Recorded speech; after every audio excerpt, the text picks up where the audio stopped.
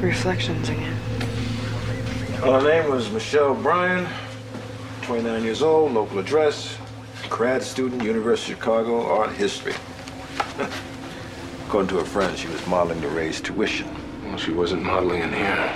Check with Vice. She was a party girl. A couple of callers for soliciting prostitution at some of Chicago's finer hotels.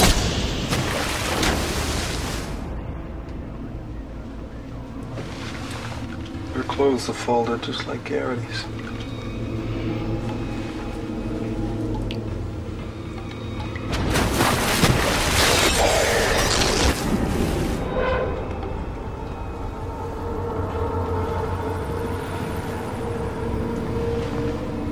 She was bludgeoned like Garrity. Another trophy. So where's the soap? Well, there are other ways, Jim. He used the wire brush. She bled to death.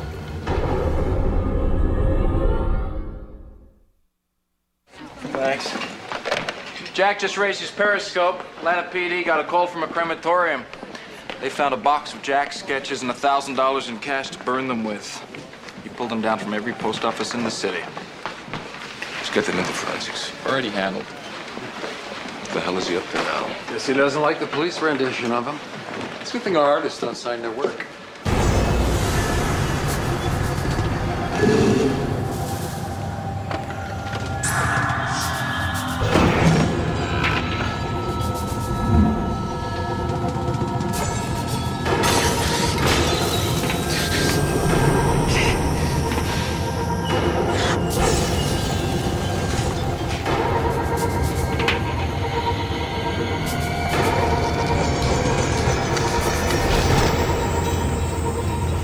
Michelle Bryan, model. Michelle Bryan, call girl. He thinks that his victims are dirty, corrupt. The crooked public official had to be cleaned and publicly exposed. Chicago prostitute had to be scrubbed clean. Doesn't have to be Chicago. Any city in the country could fill a stadium with prostitutes and dirty public officials. Why these two? He knows them. Takes their corruption personally. If Gary and Brian cross paths, maybe we can find someone else in that circle who'll talk. I'll check her little black book, see if his name turns up. What about these trophies? Where did they come from? Did he win them himself or steal them? I check trophy houses. They're a generic design. Thousands manufactured every year. Why is he using the trophies? That's what I'd like to know. Well, why do you give someone a trophy in the first place? Achievement? Skill? Honor? Here you go. The Bryant girl had blunt force trauma to the back of the head. Then she bled to death from the abrasions on her back and the trauma suffered getting them. There were two kinds of blood. The second type matches the blood we found at the Garrity scene. Killers. O positive and lots of it. Maybe she fought back, scratched him someplace. Well, it's doubtful. There was no blood under her nails, just like Garrity. How does he keep bleeding all over his crime scenes? And you tell me. You get anywhere with the fiber? It's a 65-35 polyrayon blend, anthraquinone-based dye. It's not suitable for machines, so I'd say that they hand dye it in small lots. 3 mills blended that ratio. Only one hand dyes the fabric. Rupert Mills in Richmond. You have a list of their buyers? In the file, 24 clients that make gowns and robes for graduations, choirs, judges, and ministers. Not your everyday murder. Bailey, Henniger on line 2. We have a third victim. It's a cop named Nick Dory. That's correct. Thank you.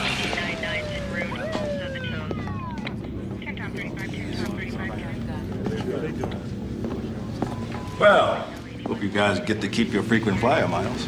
Beginning to think we should check into a hotel and stay here until we get this guy. Shouldn't be long. Captain put 3 more detectives on the case. That's great. I'm sure they'll be just as cooperative as all of you. These guys just lost one of their own. They haven't gotten to the politeness stage yet. Believe me, we understand what this is like. We're here to help. May we see the crime scene? Sure. How long was Dory on the force? 10 years. He didn't show up for a shift. Sent a squad car. Family? Divorced. Wife has the kids during the week. He gets them every weekend. He's never missed a day.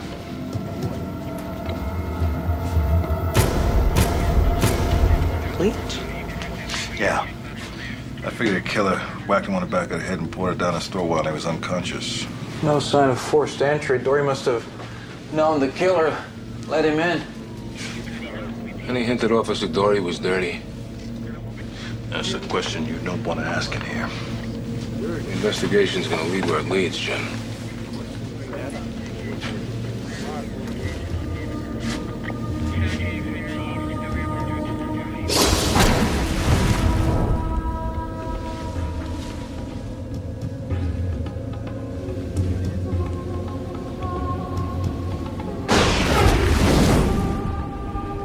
Really?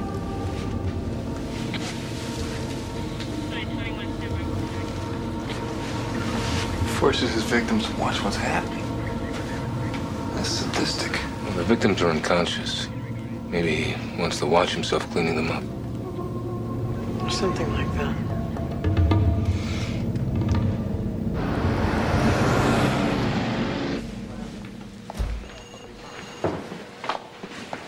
Guys?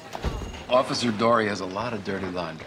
Accusations of brutality, bribery, perjury, but never enough proof to cost him his badge. We found these tucked away in Dory's attic. He was playing middleman between a long list of judges and defendants.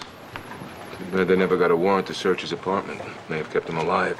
It's a 10-year catalog of corruption. It's a perversion of the legal system from Judge Harold Deutsch on down. Maybe Dory was looking to double his money, come back and blackmail somebody down the track. He'd have a lot of people wanting him to disappear. What about Franklin Garrity and Michelle Bryant? Did Dory have records on them? No, not that I find, but you know, they have something interesting in common. Garrity was a crooked policy wonk.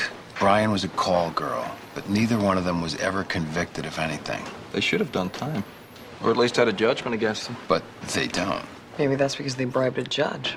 Same game Dory was playing. And judges wear robes made of fibers like the one we found at Garrity's crime scene. Dory testified in 1994 before a grand jury, the stare decisis bribery scandal involving several Superior Court judges. Dragged a lot of good people through the mud, but only 2 judges ended up getting impeached. George, let's see if any of the victims appeared before the same judges. A judge who's a mass murderer? I got a hard time picturing somebody doling out justice during the day and being Jeffrey Dahmer at night. Well, I don't know. What kind of person becomes a judge? What does a judge do? He decides what's right and wrong, what's true and what's not. He decides over people's fates. Okay, here you go. Michelle Bryant and Nick Dory both appeared before the same 3 judges, who were, in fact, the most prominent figures in the bribery scandal. Doesn't sound like a coincidence. Kenneth Linder, accused of everything from selling verdicts to extortion, nothing proven. Neil Magruder, he was the real key to the state's case. And Harold Deutsch, who was one of those impeached. Deutsch, isn't he that jerk on the radio? 30 million in taxpayer money and the tab is still running. Cha-ching, cha-ching. It's your money, guys. How do you like that?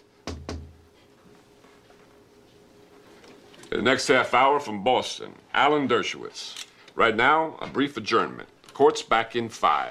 Nice segment, Harold. Hi, Harold Deutsch. Bailey Malone, this is John Grant, FBI. Oh, did I say something I shouldn't have said or what? Not today. We're here to talk about the stare decisis bribery case. Oh, hey, that's ancient history. You transgress, you confess, you are forgiven. It's an American principle. Officer Nick Dory was just murdered. And that brought you to me. Listen, I knew him. Not a bad guy. They nailed me. I deserved it.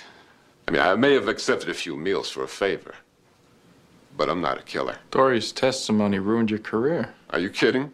I make more money here than I ever did in the chambers. And I only work 4 hours a day. He did me a favor. There were 2 other victims, Michelle Bryant and Franklin Garrity. Did you know them? No, but I can tell you who should be next on the list. Neil Magruder. He was a star witness. Against who? Against everybody. Thank you.